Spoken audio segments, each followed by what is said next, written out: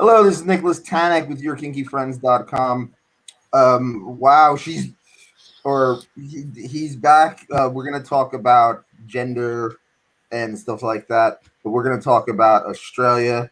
We're gonna talk about Melbourne. We're gonna talk about being an escort, shibari, being an artist. Um, of course, we're gonna talk about porn. We're gonna have um, a good time. We're going to talk about, especially about not believing in binaries. I think that's something that's very interesting. Um, yes, Magnificent One is back all the way from Melbourne, Australia. Oh, please welcome the Magnificent Jaiden, Lillith. Say hi. Emerge dramatically from the smoke and the mists. I'm here now. That's cool. Nothing wrong with that. Okay, so before we begin, let's just talk about please, for people who didn't see part one, um, tell us a little bit about yourself. So I'm a non-binary escort and pro-dom. I create content online, photography and porn. I write. I also sing in a band called Z Cluster, and I live in Melbourne, Australia. I tour up and down the East Coast, mainly to Sydney and to anywhere else where the calling takes me. Wonderful. So we talked about a year ago, something like that. A year? Wow.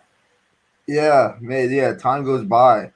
I've been doing this for like 4 years, and I can't believe all the people I interviewed. And I'm not just talking dominatrixes and stuff like that. I'm talking like subs, burlesque performers, musicians, comics, you name it. It's great. So, what have you been up to since last we talked? Well, I got back from my Sydney tour a couple of weeks ago. Borders are kind of open again in Australia. I've been fighting against the online safety bill in its current form, which is Australia's version, in a way, potentially our version of foster-sester if it passes in its current form. Now it's going to affect the internet, so it's been a lot of activism and raising awareness there, working on new music, moved house, got new clothes. New clothes are important. Yeah. Well, let's jump into this foster-sester stuff. In America, being any kind of sex worker, unless you have a license, unless you're in Nevada or something like that, basically makes it illegal. And going online, this is in America, as you know, but like other people don't. So going online and posting, like for example, I can't post certain things on Facebook that has anything like for a summary for this. I am actually for the summary for the last things I've done in the last 6 months, I haven't put summaries. I just put video interview with this person with the nice banner and everything like that. Because it gets taken down. You know what I mean? So what they're here is they're cutting certain avenues where people can advertise themselves online, any kind of sex work at all. And for those who don't know, being a dominatrix is not the same as, being an escort. It's a totally kind of different culture. So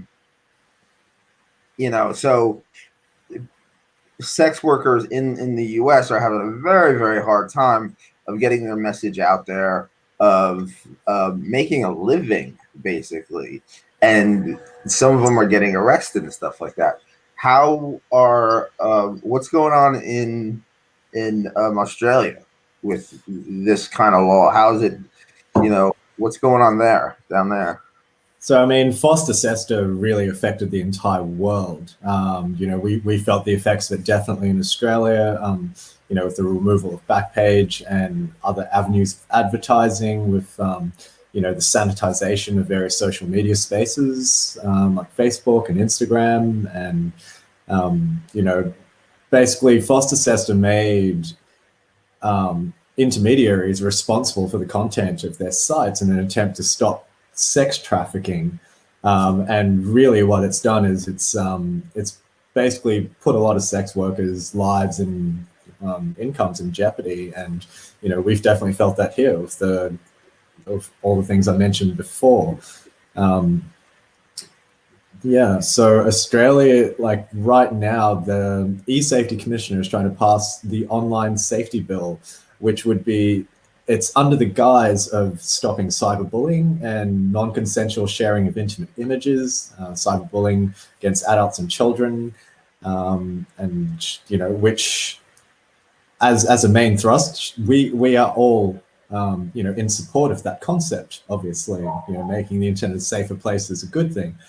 However, hidden within the bill is a section, Part 9 of it, which basically gives the e-safety commissioner incredible rights to take down content that is deemed offensive. As we know, offensive is a really broad term, subject to, subjective. Exactly. And, the definition of it is that any reasonable adult would find offensive, which, to me is quite interesting. We've entered a lot of discussions about it because it's based on Australia's really outdated film and television classification system. Now, a lot of porn and fetish stuff falls under Class 1, Class 2, which is basically either X-rated or refused classification in Australia. So you, technically, you can't even buy, BDSM films in Australia. But obviously with the internet, that's really different, with the accessibility. So what the bill has within it is basically, say I've posted a golden shower clip on Twitter or something with sexual content, theoretically the commissioner could take that down. They could make Twitter take it down. And previously the commissioner only had powers within Australia, but this bill proposes to give them the rights to take down content hosted overseas. Now, there's been a lot of reassurances that they're only going to go after people that are directly targeting people in a malicious way. So, say if someone's posted an intimate photo of you online, the e-safety commissioner then has power to go to Twitter and say, you have to take that down within 24 hours and do it. Now, I mean, one of the issues of that is that they already work together. The non-consensual image sharing is already against the law. And sites like Twitter and Facebook and Instagram already work with the commissioner to take stuff down. It's a good thing that they have powers to do this, but there's not enough checks and balances in place to make sure that this power is not going to be abused, because it's got lots of potential to be used to silence political dissent.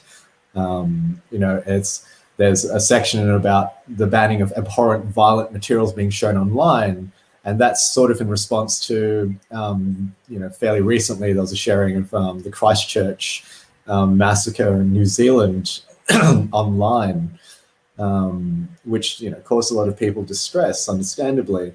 But unforeseen consequences of that bill being passed is times when it is important to show abhorrent violent material online, such as police brutality, people being persecuted by authorities. And this bill kind of opens the door to authorities being able to say, well, that's offensive material and we need it to be taken down.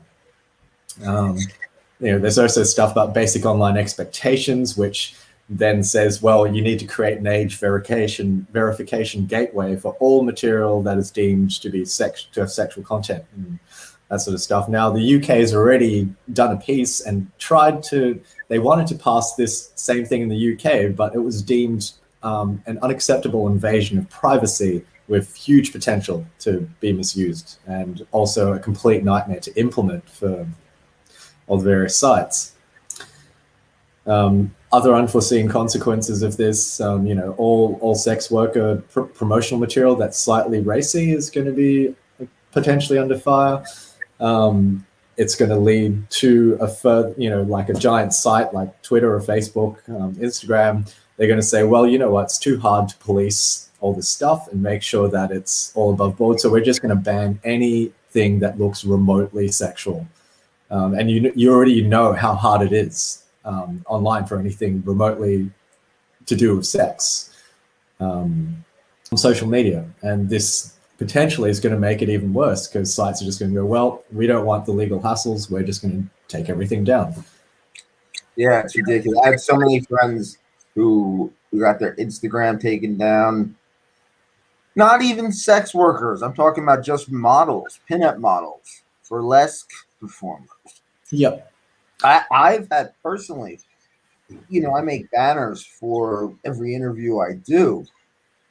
I had one taken down by Facebook, and I got suspended from Facebook for a month because this woman was wearing yellow panties. She's a burlesque performer. She's wearing yellow panties, and her skin's, yellow, and so it looks like, I guess it looked like she was nude. Mm-hmm. I don't know. Another thing I miss, Tumblr. Tumblr sucks now. Tumblr used to be like a porncopia. I used to love Tumblr and all the crazy, especially the femdom stuff. It was awesome. Okay, let's talk about more fun stuff. Yes, because I could go on for hours about it. If you look at my Twitter feed, it's basically a giant, activist feed of what's going on with the online safety bill. So if anyone's interested in following that, just jump on my Twitter. It's Jaiden Lillith on Twitter. Okay, well, before we get to the fun stuff, let's talk about that when it comes to the activism aspect of it, because that's really close to my heart. What can people do, not just in Australia, but other parts of the country, to fix this, to stop it or fix it, or just to, make things better when it comes to this? Raise awareness. It's a huge thing. Sex workers are kind of the canaries in the coal mine. It always kind of hits us first. And a lot of the time, we're saying, well, we kind of told you that these issues existed. Example, the Facebook banning of all Australian news media for, a few days. I don't know if you noticed that.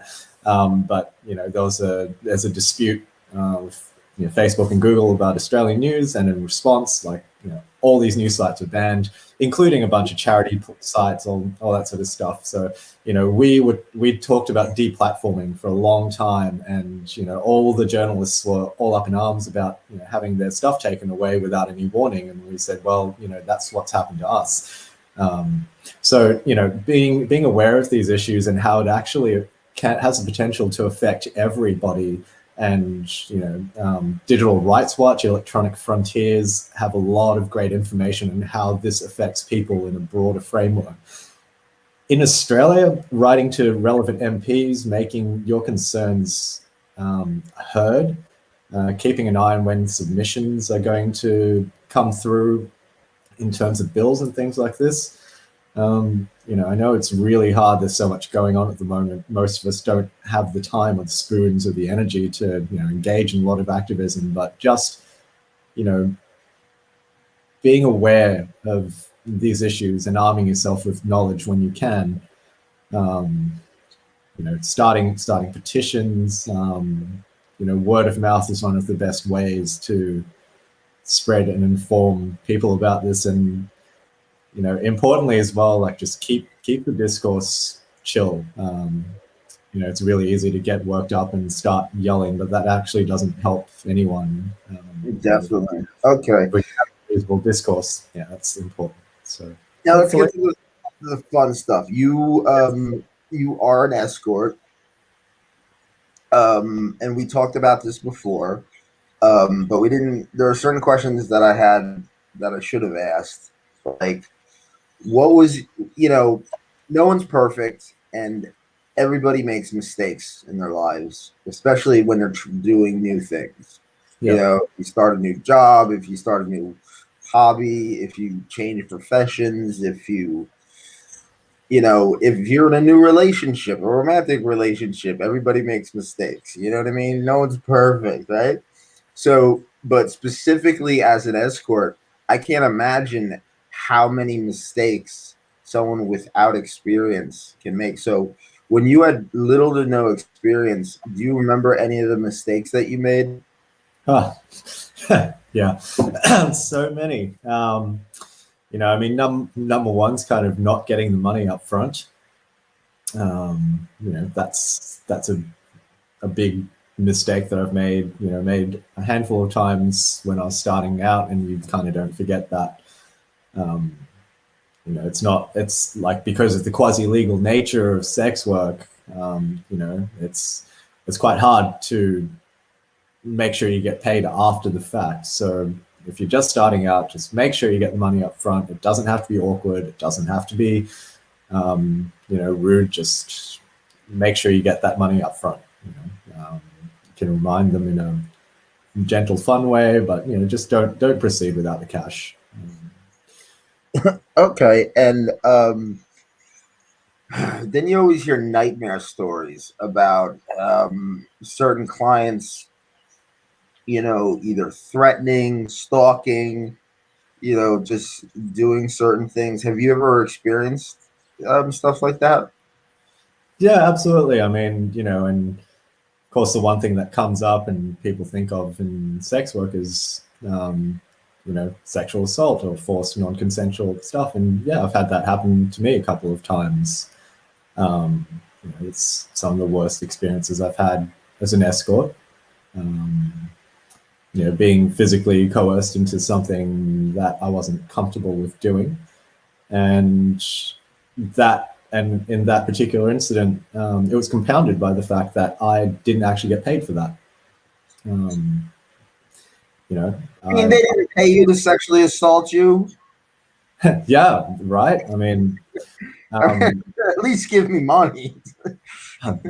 correct. And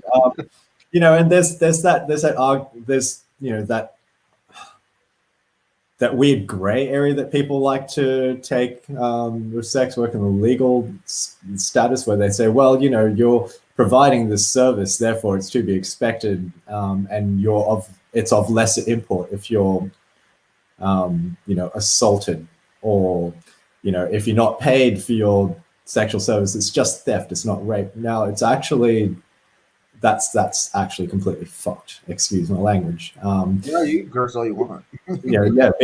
Being assaulted non-consensually is the same in any framework. It's like it's saying it's okay for a paramedic to get punched in the face. So what do you do in that situation? I mean, is like, do you literally just kind of walk away and escape, or do you do something to like get the money, or to or like how do you respond in a situation like that? Um, like when it happened, there's that degree of shock that kind of comes over you, and in trauma situation, you've kind of got fight, flight, freeze, and there's a debate as to whether appease or attack is like appease your assaulter, or to kind of puff yourself up. And it depends on what school of thought you ascribe to, or how you've been trained, as to what action you take at that point. So, I kind of froze in that moment and just, continued to allow the thing to happen, because I was sort of shocked. And then I sort of went, well, okay, fine, it was rough and we didn't agree to this, but okay, like I will get paid at the end of this, so I'll just like kind of suffer through it. And then I wasn't paid, and that just absolutely psychologically compounded everything. It's another layer of violation. Okay, so without giving too much away, it's important in certain subjects to keep the cards close to your chest. You know, how do you make sure something like that doesn't happen again? So when it's possible, doing checks, doing background checks if you can, and that brings me to one of my points about being an escort is like, please find yourself your local advocacy group. There's usually a sex worker advocacy group for a multitude of regions, like even America has it. Even though it's it's sort of illegal in various places, there are still advocacy groups that you can find. Yes. And they will have resources, whether it's just support, whether it's helping you with how you can screen a client, or how to stay safe, or resources for mental health, or just it can feel really lonely if you're an independent escort and not working a brothel or doing street work or something like that. And if you're part of a collective, it does make things feel less scary and less alone, even if you can just vent. Are you are you part of a collective or anything like that? Yeah, I'm a member of various collectives. There's the Sex Worker Outreach Project based in Sydney, the Scarlet Alliance, which is Australia's I've national group. interviewed people from SWAT. Yeah, there's one all like in many different places. Vixen Collective in Victoria. And I cannot understate, I cannot overstate the value of these organizations in terms of activism and support for people. So please, if you're considering or doing sex work and you're not a part of these organizations, or please find out more about them and join one, because it does help. Now, being femdom, if you want to call it that, or just um, being the dominant one in I guess you'd call it a scene, or whatever you want to call it. Are you always the dominant one, or do you sometimes play submissive? I do offer switching, and very rarely nowadays submissive services. I am open to offers if they are either appealing to me or I feel safe about them, basically. Yeah. Okay. Being an escort as well as a pro dom. Yeah. And yeah, that's a great comment there. Have a check-in person if you're an escort. Have someone that you can call at the start or message them, and one that you can get in contact with at the end. Make sure they know where you are, and that they will call police or someone if they don't hear back from you. And also, yeah, it's a good idea to kind of visibly let the client know that you have a check-in person. That definitely helps. Thanks, Renell. That's a good. Thank you, Ronald Ronell Chambers. I interviewed Ronell. Ronell is an amazing person. She wrote, "Hi, Nicholas. Always check in with a friend when you arrive and let them know you're there. That way the client will think, ooh, somebody knows where they are." And Sai just expanded on that. Thank you very much for your comment. As always, you are always welcome here, and I can't wait to interview you again, Ronald Chambers. Okay, so all right, all right, shibari. Yes. All right. What made you fall in love with shibari? So I've always loved tying knots. It was one of my little, things I used to do with my hands, just to pass the time, or when I had a piece of string or even a piece of grass in my hands. And I saw, pictures of shibari online and thought it looked beautiful. And I actually started off as a rope bottom because I was interested in learning more. And I thought, what better way to learn more than to kind of experience it myself. So I did have a beautiful first experience when I was first tied and suspended. It was deeply affecting. I went on a great internal trip. That really, having experienced that, it then kind of made me want to give that experience to other people as well. So that, combined with the very visually appealing aesthetic of it, and also the connective nature of it. In some ways, shibari is kind of a road to just human contact and intimacy. Even the smallest touches and how close or far you are from another person, you become so aware of all of that. Becomes, a kinetic kind of artistry. And I've had, since I first started, so many wonderful experiences tying people where, either we've had a fun, giggly time or, released some trauma that's been held in the body for them, and it's been quite, affecting and cathartic. I've had play where it's people have wanted to be pushed to their physical limits, to their mental limits. Play where people have just wanted to be held really softly in the rope. Where people want to feel beautiful and off the ground. It's amazing. I know there's a lot of the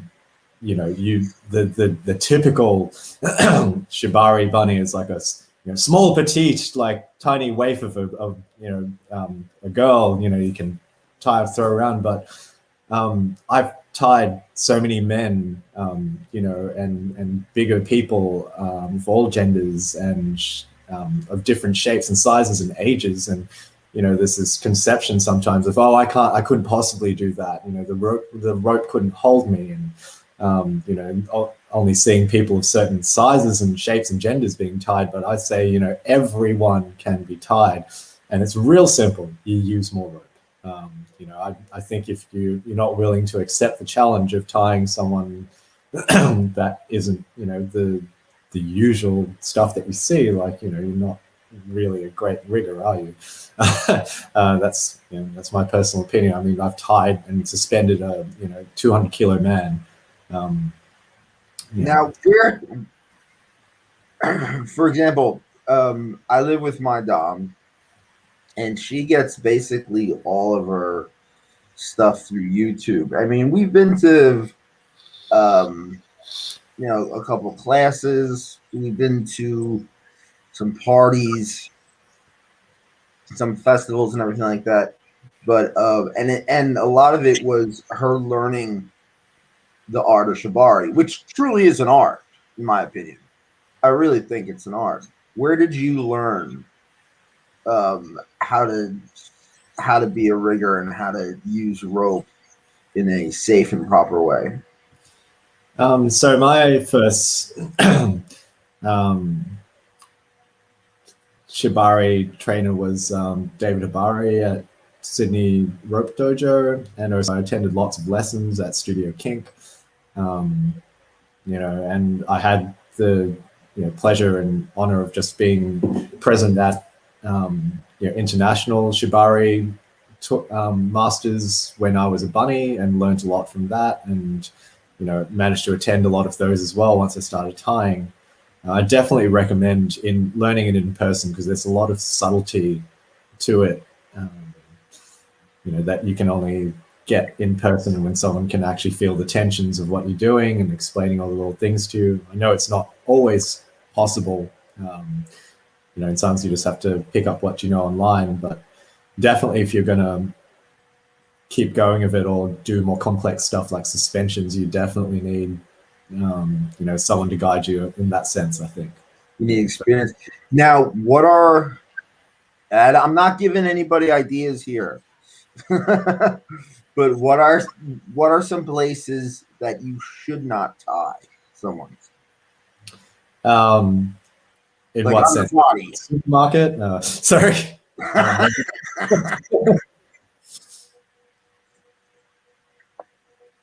Yeah. On the body.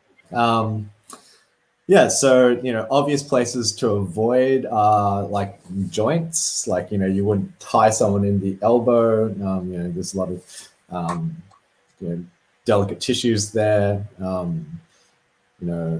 Like right on bones is kind of like painful, but it's it's okay if you know what you're doing.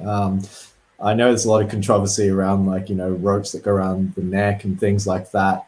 Um, you know, Definitely that's not beginner stuff, and I would like strongly advise anyone, um, you know, not to do that, especially when you're first starting out.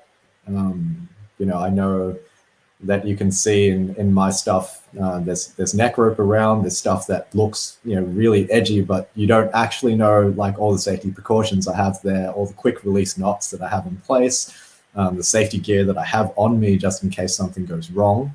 So just don't. My safest advice is just don't do it. And get lots of training. But yeah, definitely places to not tie are those delicate places. Fingers are another thing where you see a lot of finger rope and stuff online, but again, there's a lot of structural stuff that goes on behind that. It's not obvious. Where it's attached quite securely to something, and you're not putting actual strain and force on the fingers because you'll snap them. So the best places to tie are large areas with muscle. Um, that's why your TKs and stuff are around the arms, around the shoulders. Even when you're tying arms and stuff, if you get into suspensions or you're getting into like, even struggling in rope on the ground can cause you injury. So like you've got to watch out where there's nerve bundles that just run down the side of the arm. And if you tie in an area where the muscle is too thin, that's a potential for nerve compression and nerve shearing. So, look up nerve compression and all that sort of stuff because that can be quite serious. You can lose motor functions for a long time or permanently if you damage like nerve bundles, which is another good reason to, get proper training and have a basic knowledge of anatomy. Something like really you have to be careful when you're tying people that are really skinny because there isn't that muscle mass there. You've got to be a lot more aware. Bones and things are close to the surface, nerve bundles are close to the surface, so you've just got to be really super aware and keep checking in with your bunny. Like check in as much as possible. It's better to check in more than less when you're doing stuff like rope, because sometimes it's going to be subbed out. They're not going to know what's going on, but you have to, as the rope top, check in. Okay, we were talking about weight.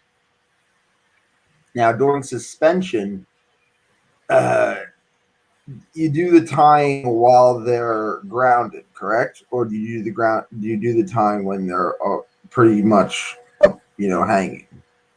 Well, I will set up the support while they're grounded. So like something's got to hold them up when you bring them. Yeah, and you've got to make sure you've got a strong support network there to keep them safely held up. So I will do the chest harness and everything first. Hip harnesses as well.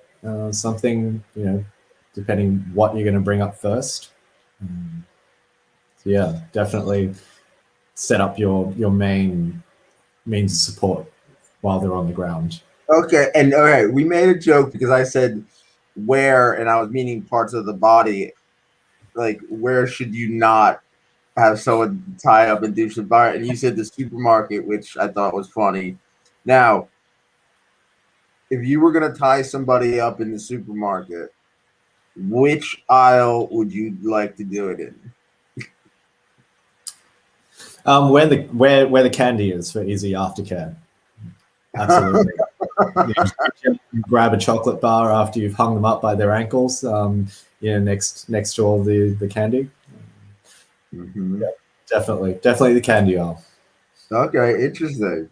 Now, do you have a favorite kind of rope? And also, rope comes in many different colors as well.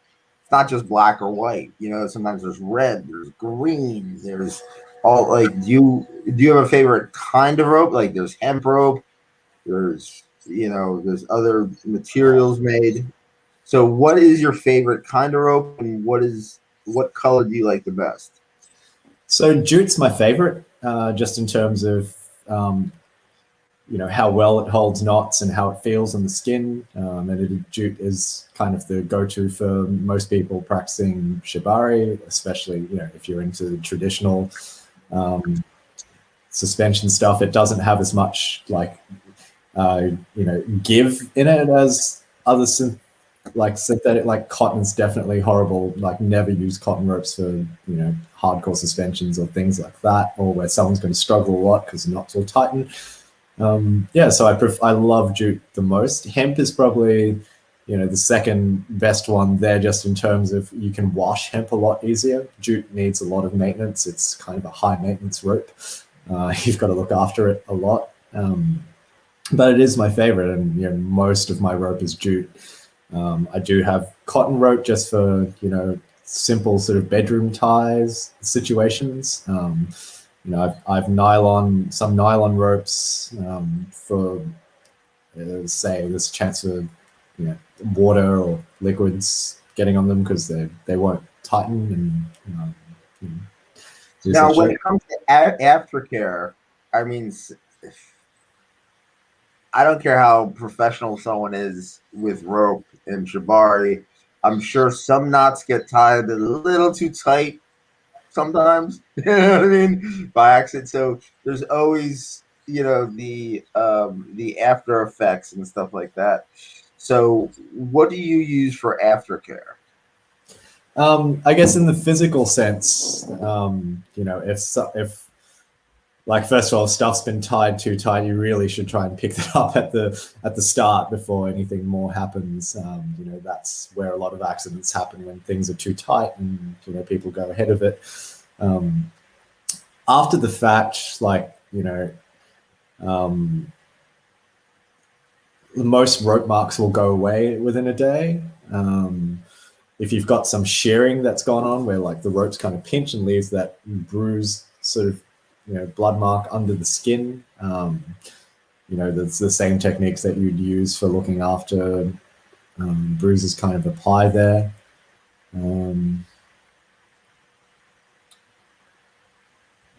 As far as nerve compression stuff goes, there's actually so much conflicting information on how to treat that. Obviously, the first thing you do is cut them out of their ropes immediately if you suspect there's a nerve compression issue going on. Leave it alone. Don't try and move it around too much. I've heard so many different styles of treating nerve compression. Nurofen's kind of a good one because it will relieve the inflammation that's happening around the nerve bundles if something like that has happened, and potentially stop any more damage from going on. The problem is with nerve compression is once it's happened, it's kind of happened. There's not a heap you can do to fix it. I know that I studied with Bingo from Japan, and he said there was a nerve compression thing that he did when someone had one where you put the hands together and you kind of raise them up and down and do that with it. He swears by it. I actually haven't used it. I haven't seen it, but I feel that any information that might help is a good thing. He has a theory about mirroring effects and how the body reacts to that, which could be true. There's actually been very little research on shibari-based nerve compressions and how they can be fixed. Okay, now you started out as a rope bunny, and we'll get to that. But do you have, like you were talking about, like the hands and stuff like that? Do you have a favorite kind of position or style that you like to tie people up in? And do you have on this part B of the question is, do you have a favorite style that you personally like to be tied up in? Yeah, I mean it's such a broad question. Like, I like to tie. I like to see how the body speaks to me and how it wants to be tied. Um, there's a lot of different patterns out there and things, and I do just try and feel things out as I go and see what the body says. And I go through phases with with what my brain and hands want to do.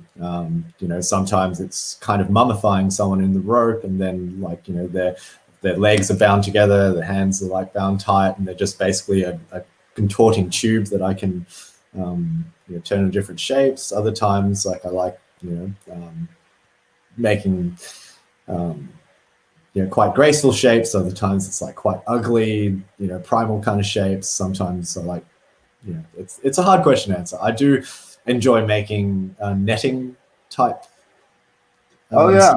fishy things, look like fishnets. They're quite fun to play with. And then you've got like torturous rope where you're basically being a complete sadist with it, and that's the aim, seminar, where the aim is to kind of push the bunny. My personal favorites as a bunny probably tend towards the more physically extreme things. I like to be pushed to my limits. I like to see, I'm quite flexible.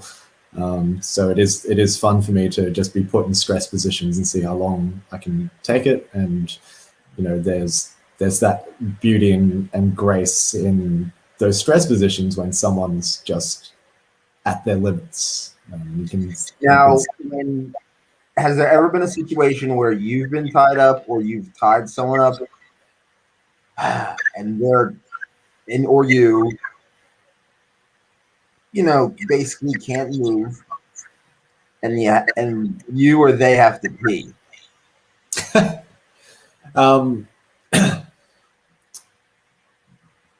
I always check before I tie and ask, have you gone to the bathroom and do you need to go to the bathroom? Myself, I've never been in that situation where I really, really had to go. I've been fortunate in that sense. The physical expulsions I tend to deal with in rope are I have to throw up. When if motion sickness gets to you, or stuff like that. Okay, so I think that would be the solution, maybe.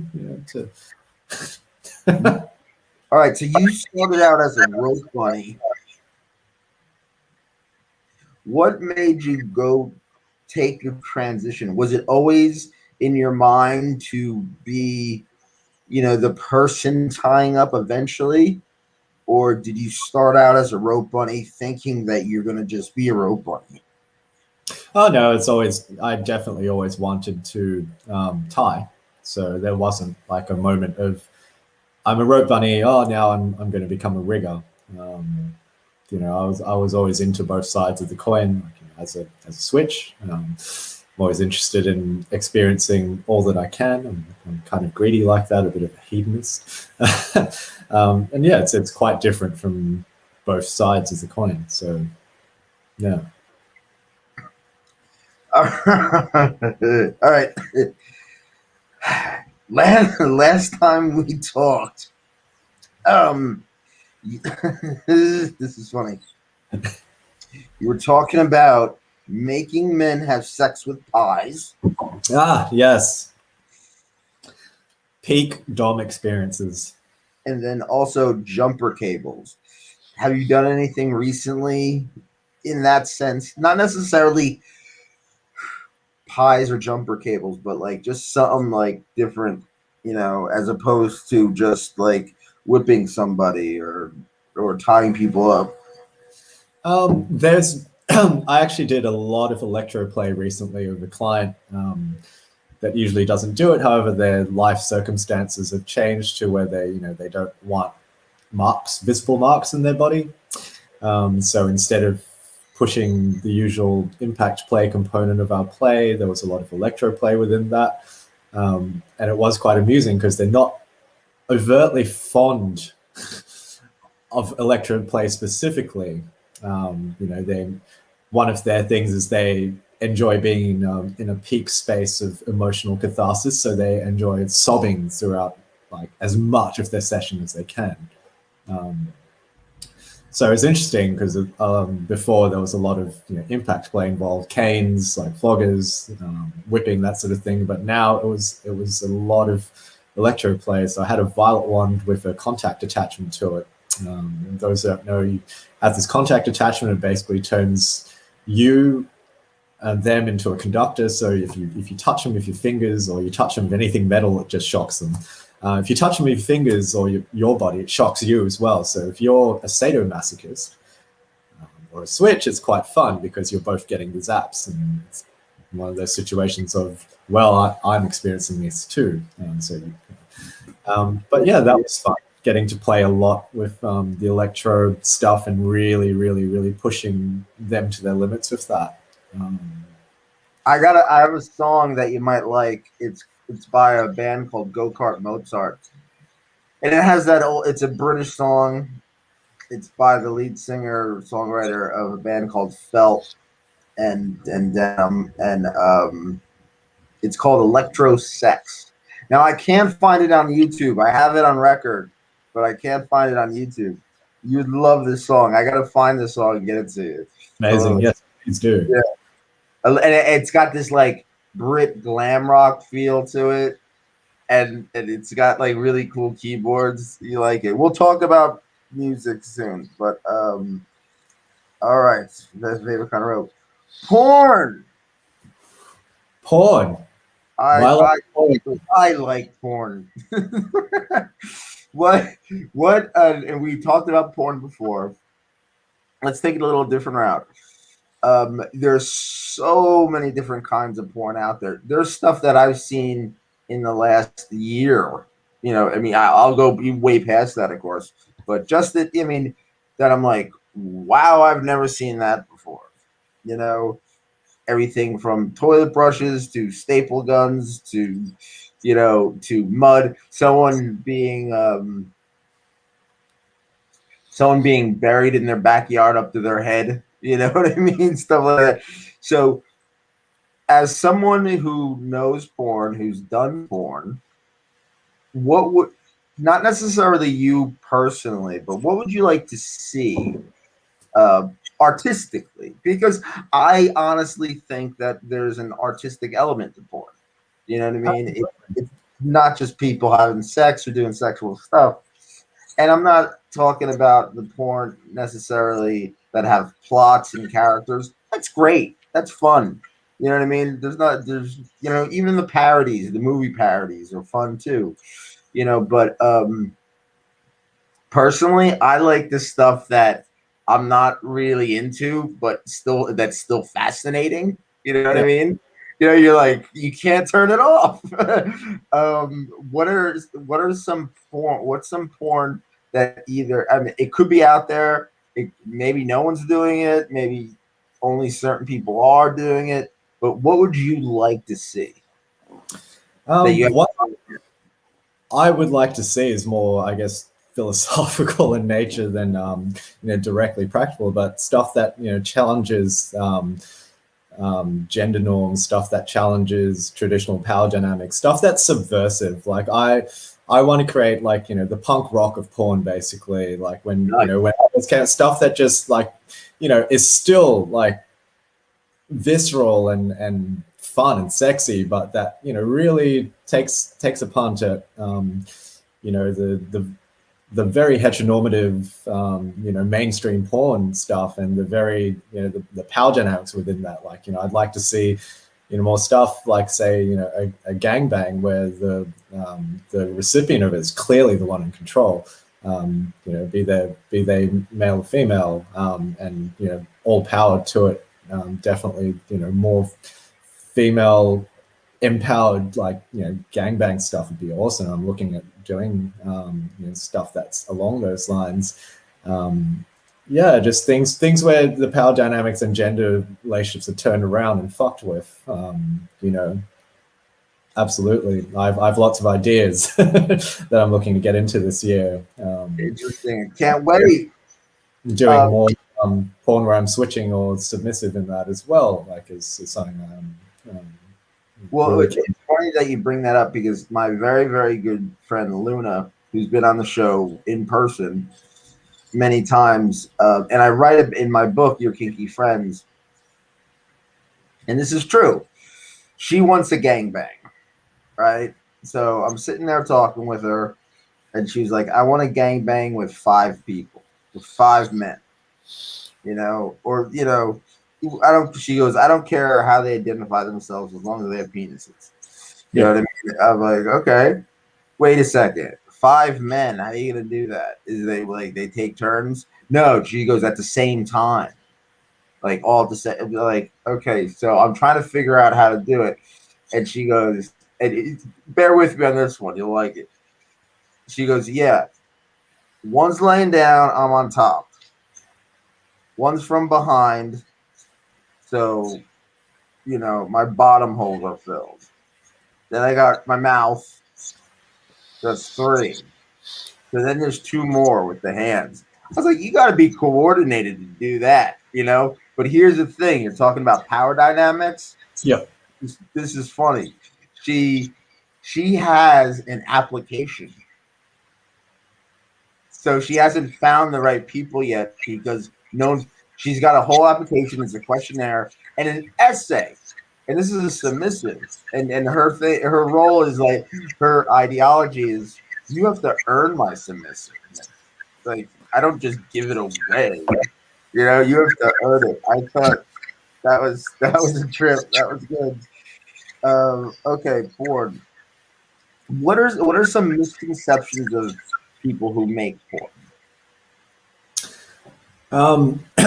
So I haven't worked for companies. I've done all my independent stuff, so I can only speak from that perspective. But I guess there is that idea of like, people with penises are constantly hard in porn, and it's like, it's immediately apparent that it's a sign of desire or whatever. But as like sometimes like things don't work the way you want them to in a biological sense at a given time. You don't see the just give me a minute, I've just got to get myself back up again, or it's taking Viagra and stuff to make sure you can maintain throughout an entire shoot. It's hard work, and a lot of the time it's not sexy. It's more contortionist or acrobatic, and the positions you see in a lot of mainstream porn and porn in general are there for visual stimulation. They're not necessarily the most comfortable or the most fun positions to fuck in. They look great.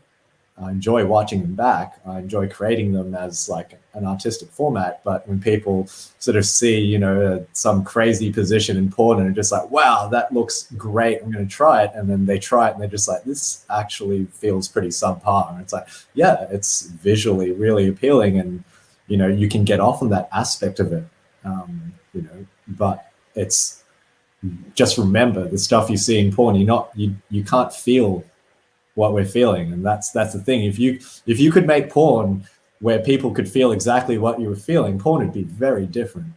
Oh yeah. Now, would you say it would be bad or good? Sorry? If people could feel what the people in the movie or the video, would you consider that a bad or a good thing? I mean, I think you would have both sides of it. And I guess like in some ways, the idea of consent would be quite overt if you could be inside someone's head.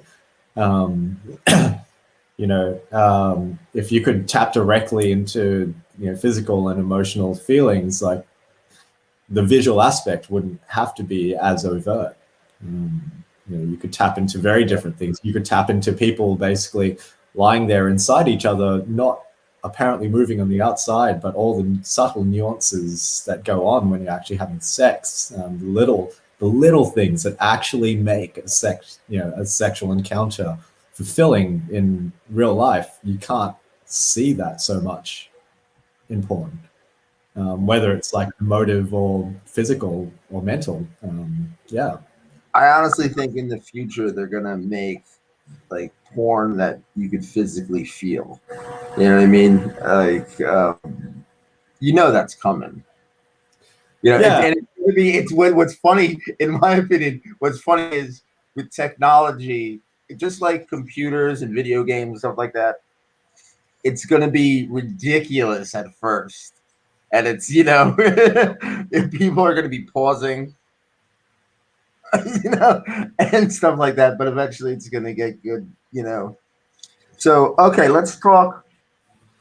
One other, I guess, really important point I have to make about the porn and what people see is the level of negotiation and consent practices that goes on before actually filming. So, I filmed some very hectic porn where, we're pushing the edges of consensual non-consent and that sort of stuff. Drilling for diamonds, one of them, where it's very intense, full on kind of like edge play and BDSM and impact, and there's a lot of degradation, humiliation going on where, I'm calling them a stupid bimbo and all this stuff. They don't see the negotiation that's gone on for weeks before that, where I said, what would you like to be called when you're degraded? Where they've actually, the sub has said, I enjoy being degraded. It's like, okay, cool. How would you like to be degraded? Well, what words do you want to use? Are you okay with me pulling your hair? It's like, yes, I love you pulling my hair, especially when you call me a stupid whore. Things that you can't take for granted, that look like they're flowing really naturally in the scene. And I've just gone, well, I want to call you a stupid whore, I'm going to do it. You need to negotiate that stuff. You need to make sure you're not triggering someone. You need to make sure everyone's happy when they're doing the thing. I could have a problem with calling someone a name that they want me to call them. As a top, you can be triggered as well. So yeah, all that consent negotiation stuff that goes on behind the scenes, just remember that. And that is important. Okay, let's talk about degradation. Yeah, let's. Not just name calling and stuff like that, but what is one of the most degrading things you've done to somebody? And keep in mind, everybody, this is consensual. Mm-hmm. I think, one of the most degrading things I've done to someone is, tying them to a toilet and then pissing on them while they were tied to the toilet, and then having sex with them while they were tied to the toilet. That's kind of up there.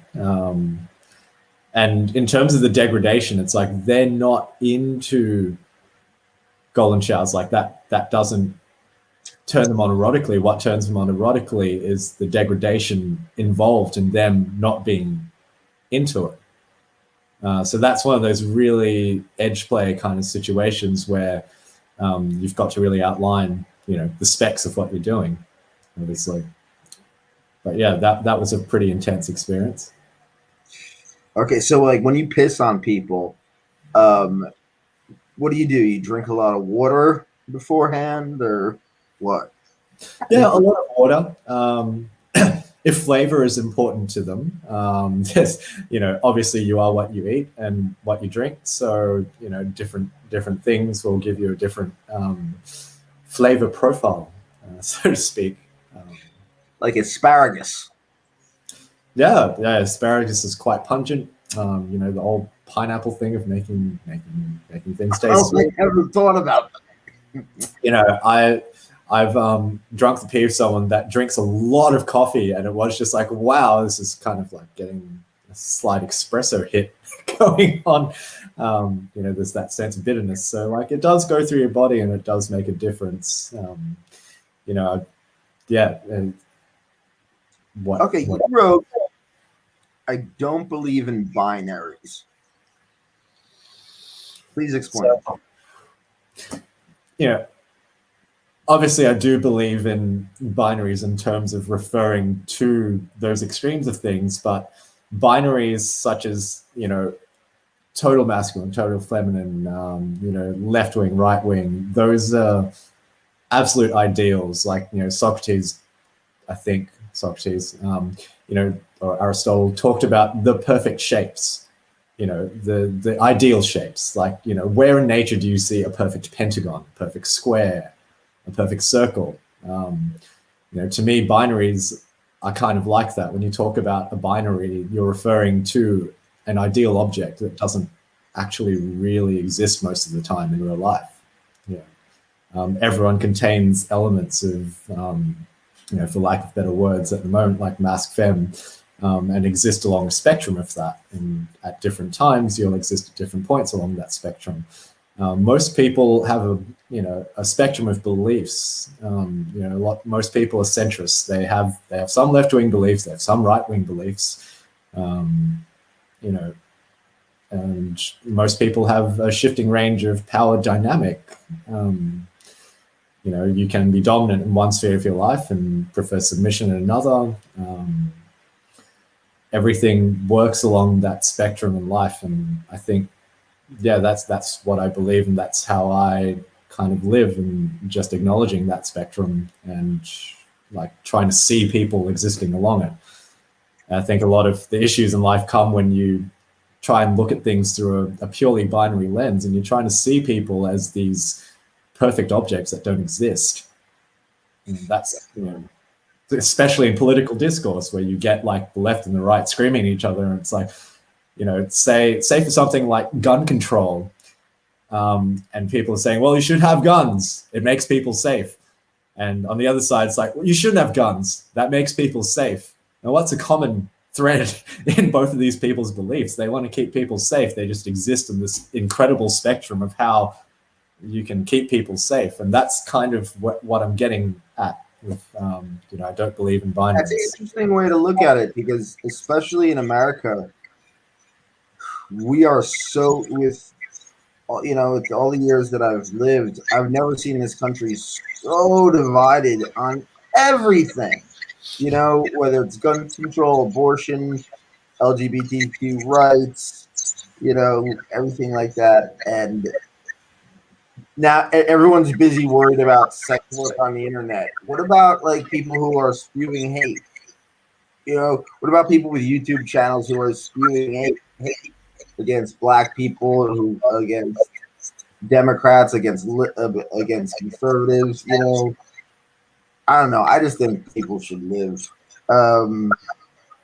Okay, so let's talk about sadism.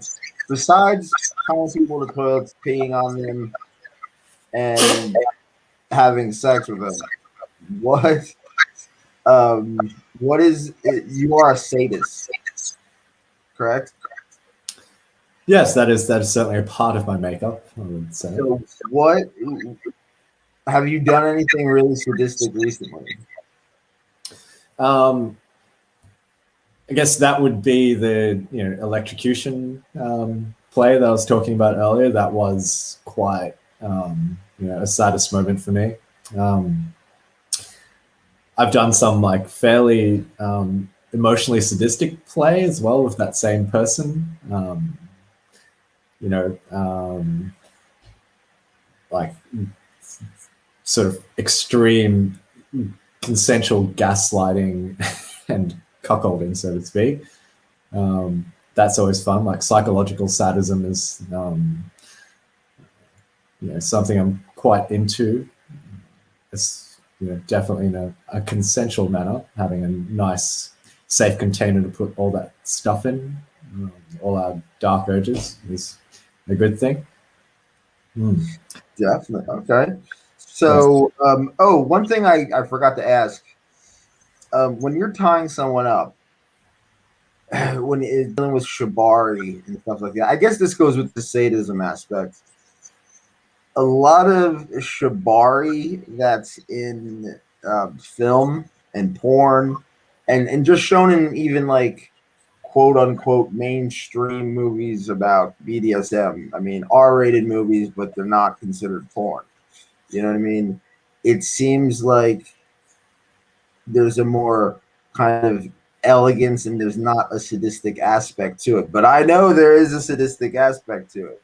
So on the spectrum of being that kind of, because like most of the times I've seen like really intricate shibari, it's more, it's almost musical and it's like an art form, but you could also get really sadistic with it, especially in horror movies when people tie each other up and they're like, "You're a serial killer and you know shibari, okay?" You know, you know. So, do you lean more when, and I'm talking strictly shibari now? Do you lean more towards that elegant side, or do you go towards the sadistic side when you tie people up? Again, it's about the purposes and the person that I'm tying. Like, my main objective when I tie someone, like what gets me off is to get them to that place where they can drop, and whether that's through use of sadism or just the control of the rope. That's what I'll lean into. If I'm doing something for a shoot, I'm going to lean in towards the aesthetic aspect of it. And it depends on what kind of shoot as to whether I'm going to lean to the elegance or, the brutality of the rope. I definitely enjoy doing really, really sadistic rope with people that are into that, with people that want to be pushed. And, it's when they can endure and the joy comes within that enduring, that makes me joyful as well. I guess I don't get enjoyment out of sadism or rope for its own sake in that sort of sense. Like, I mean, I do, but where it really fulfills me is when someone drops really hard in rope. Say, someone finds it really hard to let go of the thoughts that go on in their head, and it's kind of like a puzzle, like a human puzzle. You're finding the right combination of things that's going to drop them, and it can include a really sadistic moment followed by a period of quite gentle peace. So I like to look at it as like a symphony that you're creating, and sadism is like like that really pounding bass line that comes in for a bit, and then like you have the gentle moment, which is like the middle eight, that kind of like makes the pounding bass line all the more intense when it comes back. So yeah, the breakdown. Yeah. Oh, yeah. quick thing to recap. First of all, philosophy. I was going through my old college textbooks and I found it a symposium. Because I took a bunch of philosophy when I was in college. So everything from Socrates, Aristotle, Plato, all that stuff. Even I remember I had to read Nietzsche as well. So there's that. And also we're talking about guns. Now, am I wrong? But has Australia banned all guns? Not all guns. It's just extremely controlled. They've definitely banned assault weapons. Things. I think it's anything that's not basically a single load, single shot, non-automatic, weapon is banned to the general public. Yeah. Okay. Now, if you were let's get back to the porn and the escorts. If you had to choose just to do one, doing porn or being an escort, what would you choose? Being an escort. Why? Just the kind of visceral connection of it. The connectivity of what I do is what I enjoy the most. And I try and capture that in porn, but you have to be aware of so many external factors that, I love creating the art of it, but in terms of the deep fulfillment in the moment, definitely in-person sessions and, having that real or like focused, intense connection. A lot of the time in porn, you've kind of got to sit back a bit and, mind a lot of visual stuff, and I'm still working out how to be more, I guess, authentic in how to relate to it, and that involves more people. And as a vocation, if I had to pick between the two, it would be in-person work, because that's what fulfills me the deepest. Okay. And what do you do? Do you get people who are like fall in love with you? In a sense, and I mean, I fall in love with people when we're in session. Like, a lot of like my work is framed through a lens of love. Like I try and there's a lot of transmuting that goes on with emotional stuff and energies, and yeah, I hold people within that frame of love, like for that period of time, like I'm literally in love, and that's how I work personally. I know that's not how other people work, and like that's utterly fine. But for me, like feeling that connection and bridging it with that love is what makes it meaningful to me, and what makes it healing. It's what makes it like it's what sort of softens the sadism in a way, or gives it the context that makes it healthy to me, in terms of what Love comes in all ways, and there's so many ways people, and like peeing on somebody while they're tied to a toilet and then fucking them, that's a special kind of love. Indeed. So let's talk about your music and your writing. What's the name of your band? Z Cluster. So letter Z and then cluster. Okay. And we're industrial gothic electronic kind of thing. Yeah, bit 90s. That's when you play keyboards? No, I sing. And there's two members in the band, and in Festate, the producer / guitarist / keyboardist / everything else. Yeah, they write most of the stuff. If I write something, I'll send it to them, and they'll put it through their lens and turn it into Z Cluster. And how can we hear this music?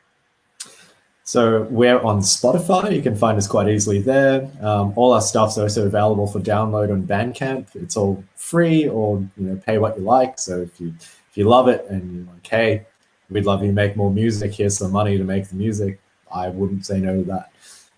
But yeah, it's all available online, on iTunes, on Spotify, on all the different places where you can get music from. It's there. Now, I grew up with industrial music, also a lot of punk music, stuff like that. But industrial music, stuff like Ministry, a lot of the cold wave stuff, like Threesome 21.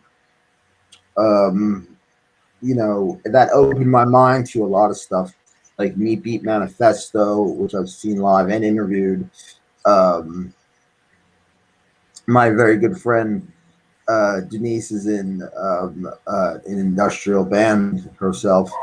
And what is it about industrial music that you like as opposed to different genres? The range of sounds that come through it. I guess that sort of the fuck you of punk, but it's in the industrial, that I guess I identify with the most. It's that the blending of that along with this seductiveness, yeah, the whole concrete noise thing, the found sounds, the repetitive kind of hypnotic nature of industrial. Yeah, I wouldn't call Joy Division industrial, but it does. You could tell it has that influence. You know what I mean? Like the early Joy Division stuff. Not. I'm sorry. The more the middle Joy Division. Yeah, I mean, goth and industrial is so intrinsically kind of connected. Yes, definitely. Industrial is like almost the bastard child of goth and punk. You know, it's like Now, do you like some industrial gets very, very hard? Like there's the Ramstein type stuff that's like it like they open for metal bands and stuff like that. And then you get, you know, and like and Ministry is really, really hard, even though they started out very pop, you know, with Every Day is Halloween.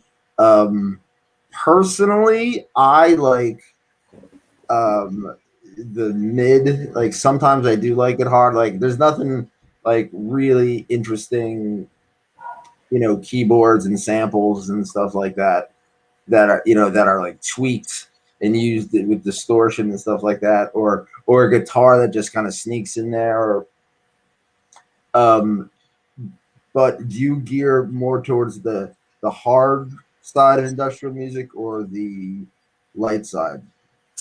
probably the lighter side. Like some would see me as a you know, betrayer of industrial ideals. Definitely, you know, mid-era Nine Inch Nails is like mid to early era Nine Inch Nails is my favorite jam. You know, it's got that the blending of, I guess, like, you know, Femme and Mask cut quite nicely. That you know, the emotive side of things along with the you know, mechanical side, and that's my favorite industrial. Like for me, like the really mechanical industrials are mood, but I gravitate towards the more emotive sort of industrial stuff in my everyday, sort of more gothic tinged industrial things. I mean, don't get me wrong, I love Godflesh. I love, like, you know, it's really noisy shit like Skinny Puppy and Merzbow and that sort of stuff.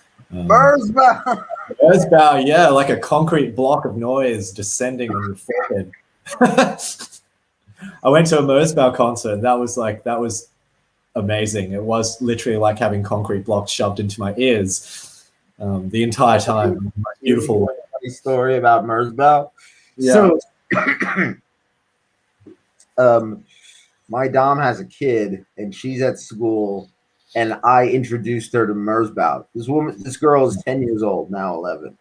But at the age of 10, she'd go to school with her little tablet, and you know, people are playing, you know, typical top 40 stuff, and then she puts on Merzbow, and it's just like it's just like white noise, and people are like, "What are you listening to?" And she fast forward like halfway through, and it's just a different type of noise instead of it's like and she's like, "Wait, this is my favorite part."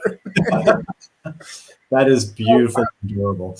It gets crazier. So the other kids at school started playing Merzbow in the cafeteria. These are all 10 years old kids playing Merzbow. Okay. I love that. That so much. I know, that's pretty cool. So rapid fire recommendations. They don't have to be kink related. We've done this before. Recommend a film. John Wick. We've been on a bit of a bender with that. I haven't seen the sequels, but yeah, the first one was very cathartic because what? Incredibly cathartic, right? Yeah. Like, it's so simple. It's weird because, like, if you try to explain the movie to somebody, they're like, someone steals his dog and then he just kills everybody. Like, yeah. It's dog, I'd start killing everybody. It's like the revenge action films of the 80s, just given like this great new coat of paint with Keanu Reeves. And if you enjoyed the first one, the second and the third one just keep ramping it up. And by the third one, like, you know, it's just violent artistry. And some of it's so self-aware and hilarious. Like there's a fight in a knife shop, and all of a sudden they all realize they're in a knife shop and just start picking up, like, there's an obscene amount of knives there. It's ridiculous. And they just start hurling knives at each other and throwing them, and half of them don't even hit. And it's just hilarious. My favorite bit in John Wick 3 is where they have a fight in a bookshop, in a library, and he literally uses a book to kill the guy. As an ex-bookseller, I deeply, deeply identify with that scene. All right, recommend a song. A song. What have I jammed with recently?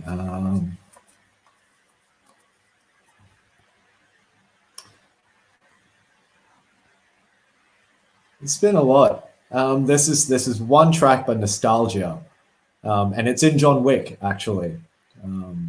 I can't remember the name of the song. I can look it up, but it's that great like kind of gothic industrial female vocal piece, and it's like just really evocative and really beautifully written. Okay. So yeah, Recommend Plastic Heart. A book.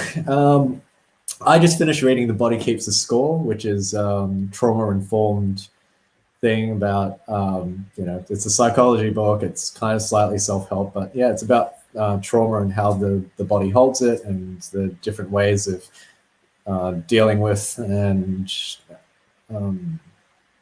dealing with trauma in people from like abuse survivors to people with shell shock, post-traumatic stress disorder, combat related or abuse related, and that's it's a heavy read, and there's some certain homophobic moments in it that I have to take with a grain of salt, but it was a good read.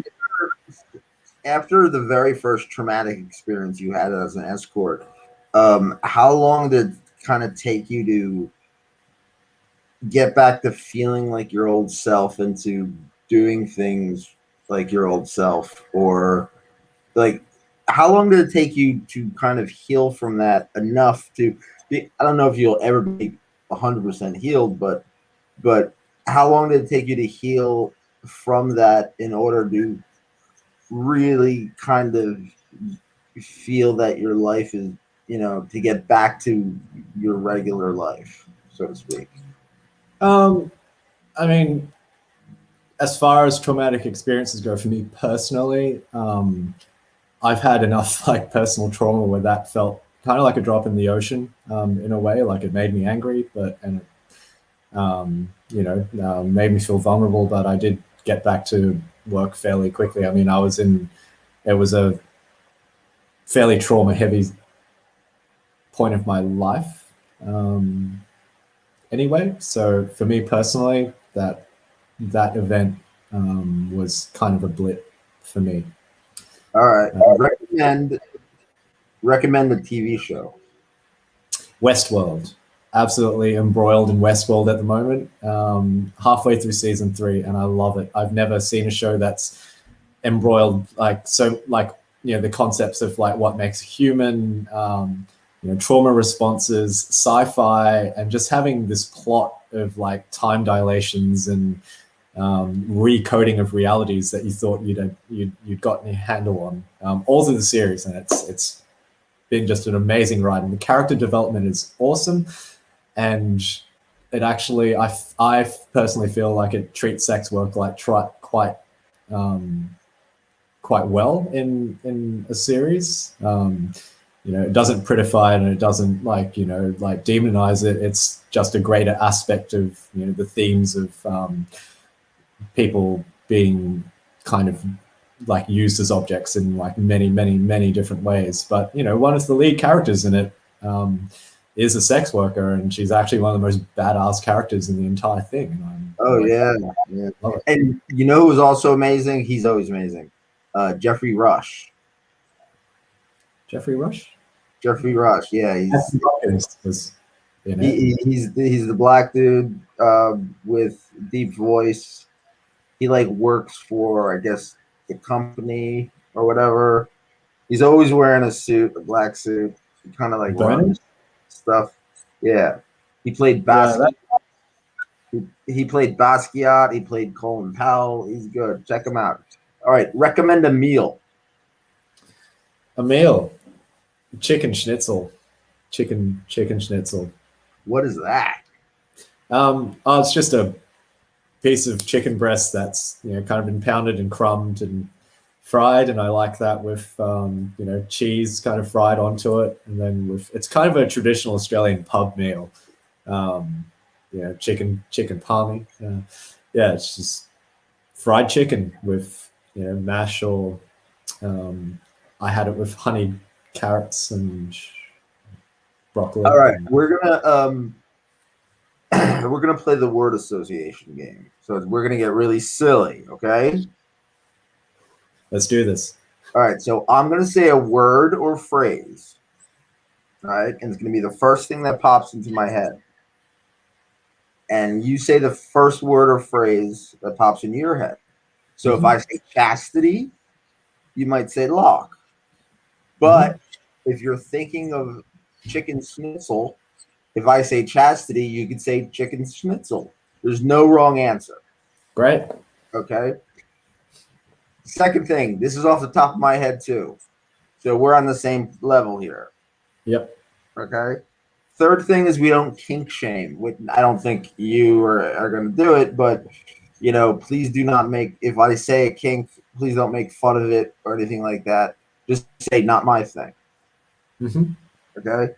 Then we have the jar.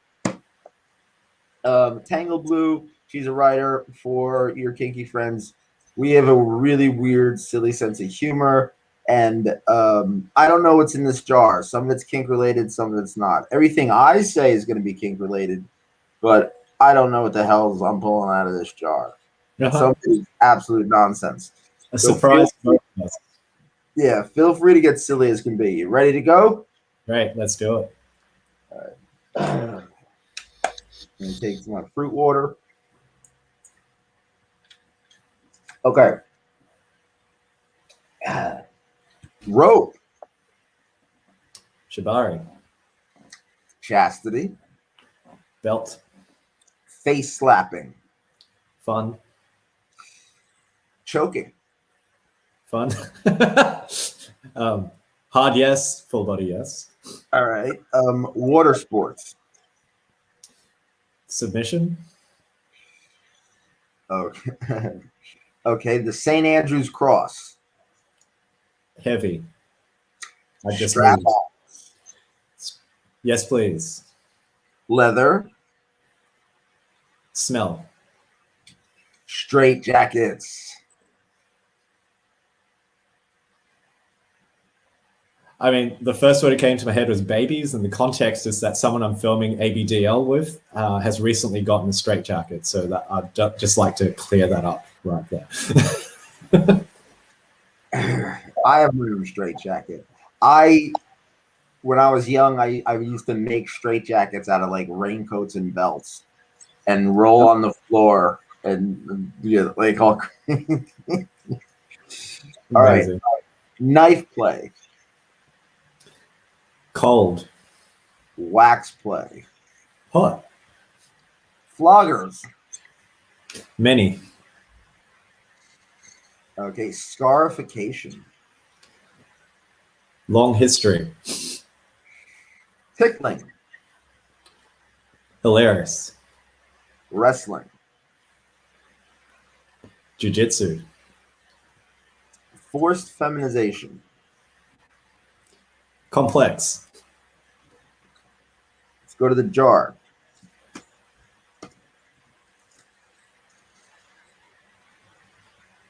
Ooh. Kitten. Ah. Never enough. Fingers. Play. Okay. Wubba. Dubba.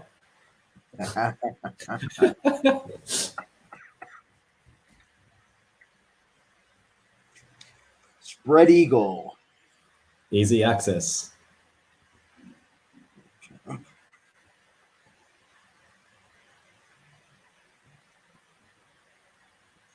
Oh, it broke.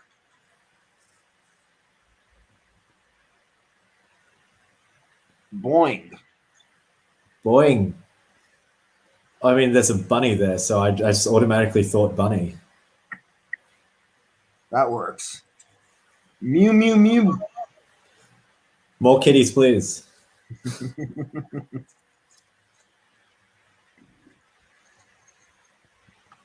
I have 3 cats running around in the background. What are their names? There's Aya, there's Lulu, and there's Cloud. Oh, ooh, safety. Scissors. Red. Stop. Okay. Look at how well that's been conditioned. All right. We have reached the end. Please take this time to promote anything and everything you want to promote. All the links, Twitter, social media, your personal email, your band, any writing, go. Yeah, so my website is fieldsoflilith, all one word, .com. Lilith has 3 L's in it because I'm just contrary. My Twitter is @JaidenLilith. My Instagram is Psy_Jaiden_Lilith. My band has zcluster.bandcamp.com, so you can download the music, look up Zcluster everywhere, write it everywhere, tattoo it on yourself. My porn site, my main porn site at the moment is psyjaidenlilith.manyvid.com. I'm also on Pornhub. I'm also on Clips for Sale /psyjaidenlilith. I think it was hyphens in there. You can find all that on my website. Once again, fieldsoflilith.com. There's links to all my music, all my porn, all my writing on there. Yeah, I think it's all. Oh, and dominoparties.com.au. Maybe they'll be coming back soon. So that's a thing. Yes. And my partner's website, theevex.com.au. There might be a .au, but yes, they're my partner for most of the porn I've been releasing, and yeah, they're awesome. Okay, stay on the line after we're done. Okay. And everybody go to yourkinkyfriends.com. I'm on Twitter at Nicholas Tanek. The crew's on Twitter at Friends Kinky. We're on Facebook at Your Kinky Friends. I'm sorry. We're on FetLife Facebook, Your Kinky Friends. I'm on Facebook at Nicholas Tanek. We have a YKF group. We have a Discord chat group. We have a Patreon. Go to patreon.com/YKF. And oh my God, it's getting late, my friends. My Dom is calling me. Remember the cardinal rule: be cool, be kind, and keep an open mind. Take care, everybody.